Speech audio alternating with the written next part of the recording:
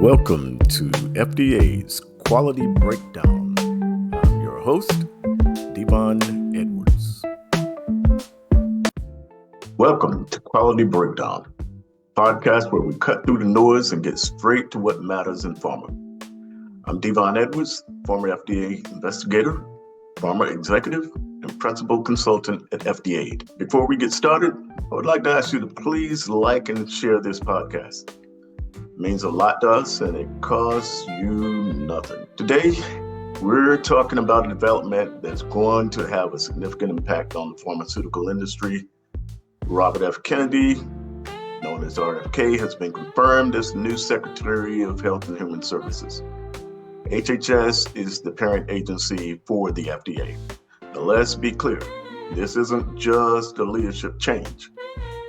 Long before the presidential election, RFK has been very vocal about his position on the FDA.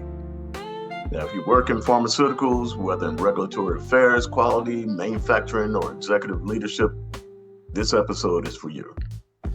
I'm going to break down what's happening inside the FDA right now, how this could impact drug approvals, inspections, and compliance overall, what you need to do to stay ahead of the game, and I'll even include what I believe FDA should be doing. So let's get into it. What's happening at the FDA right now? First of all, we know several things. The FDA is currently operating with one of the lowest staffing levels in its history. The FDA workload is severely backlogged. President Trump has implemented a federal hiring freeze, and this includes FDA employees. President Trump and Elon Musk initiated a buyout for federal employees, and that includes FDA employees. There's absolutely no reason to anticipate that there will be any daylight between RFK and the trajectory that has been established on federal employees. So let's talk about staffing. The FDA was already stretched thin. And now with the federal employee buyouts, which essentially pays them through September to leave government service early, that means that key FDA personnel, CETA reviewers, investigators, compliance officers, many of them are walking out the door. What does that mean? Well, that means slower drug approvals. That means fewer inspections. And it means a greater backlog of regulatory actions. If you're a pharmaceutical company waiting on a pre-approval inspection, you're probably looking at significant delays. The industry pays billions in fees. That's right, billions. And they expect a 6-month review for priority NDAs and BLAs, and maybe a 10-month review for the standard applications. At this point, there has been zero out of the FDA as to how they are going to meet regulatory goals with a severely reduced staff.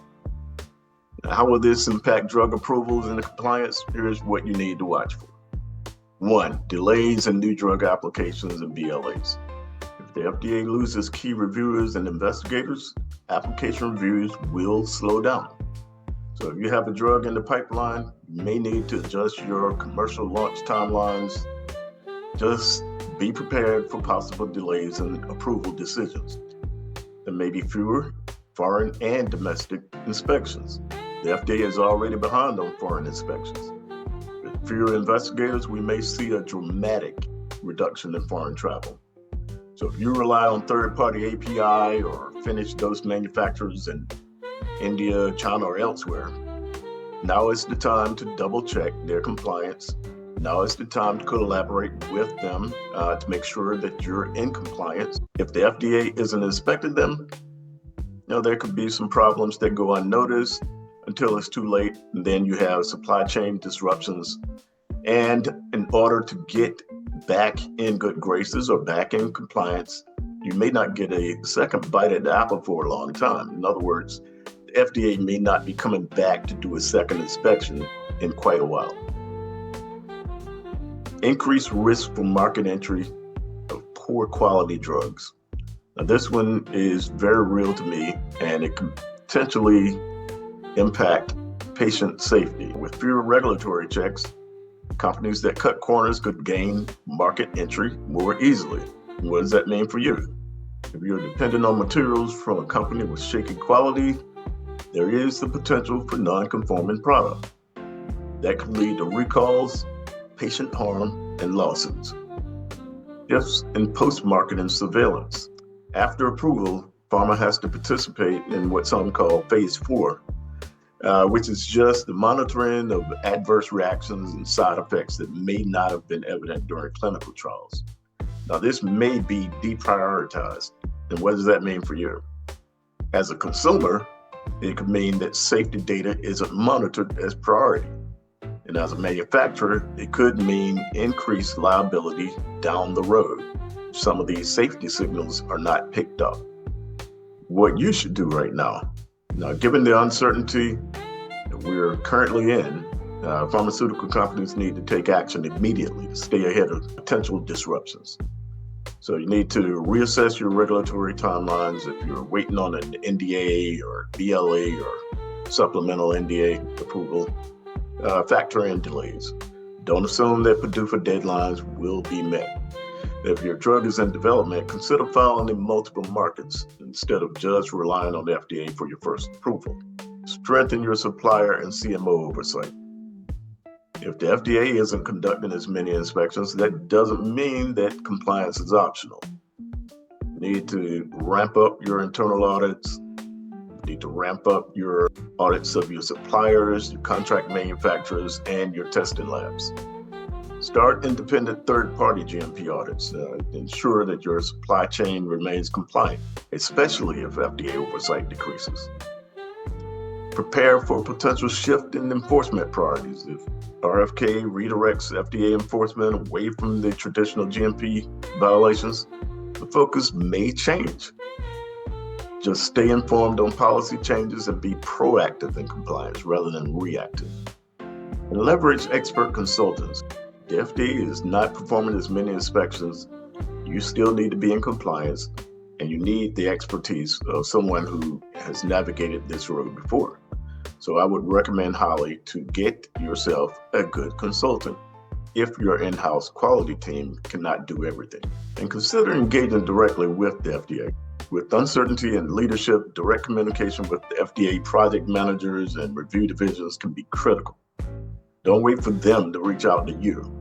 Be proactive in checking the status of applications, inspections, and compliance matters. Now, if you are in the FDA, here's what I think you should be doing. The FDA should take immediate strategic action to maintain its regulatory effectiveness, despite workforce reductions and despite political uncertainty. You should reassess priorities with a focus on patient impact and drug approvals. Ensure that critical life-saving therapies continue to move through the pipeline efficiently while balancing safety concerns. With limited resources, approvals should prioritize high-impact treatments with serious conditions over low-risk Me-Too drugs. You need to leverage international regulatory counterparts like ANVISA, EMA, Health Canada. Mutual recognition agreements should be expanded to reduce redundant inspections and regulatory burden. Additionally, the FDA must factor in historical compliance records of drug manufacturers when determining inspection priorities. Focus on the high-risk firms rather than applying a blanket approach. Prepare a contingency plan with shifts in enforcement priorities. If enforcement resources are redirected away from GMP compliance, other areas such as post-market surveillance or data integrity violations may become more critical. A structured, adaptable enforcement strategy is necessary.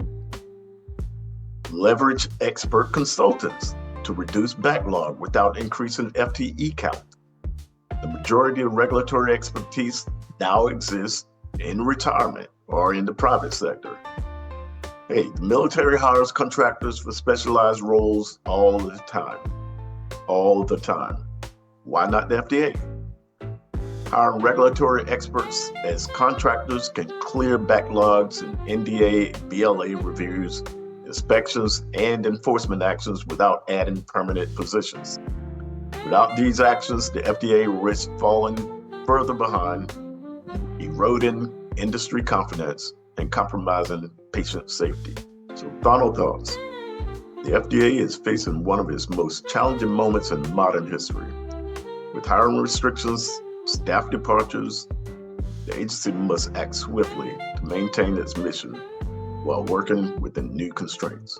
By leveraging contractors, collaborating with global regulatory agencies, and prioritizing high-risk areas, the FDA can navigate this storm without compromising public health or pharmaceutical industry stability. If you're in the pharmaceutical industry, stay proactive in regulatory engagement. This is not the time to assume business as usual. The FDA is under pressure, and how it responds in the next few months will determine the future of drug regulation in the U.S. So we're dependent on you. If you need regulatory assistance, FDA can help. Thank you. If you would like regulatory consultation, this includes GMP training, 483 remediation, mock FDA inspections, certification training, and much more. Contact FDA.org. If you would like to contribute to the development of this podcast, donations are accepted through Cash App at $Enterprise Endeavor. I always recommend having a professional consultant help navigate you through the regulatory challenges. There are many qualified consultants, and I always place former FDA field investigators at the top of that list. But if you cannot get a former FDA investigator, FDA has created audit tools that are like nothing else out there. These tools are in the form of ebooks, but they were created with the input of former FDA investigators. Each ebook not only tells your auditor what to review, tells them how to go about performing that review and common problems that the FDA finds. Nowhere will you find this type of assistance. These audit tools are specific to clinical audits, oral solid dose, and APIs, the ultimate audit tools. All are available on Amazon.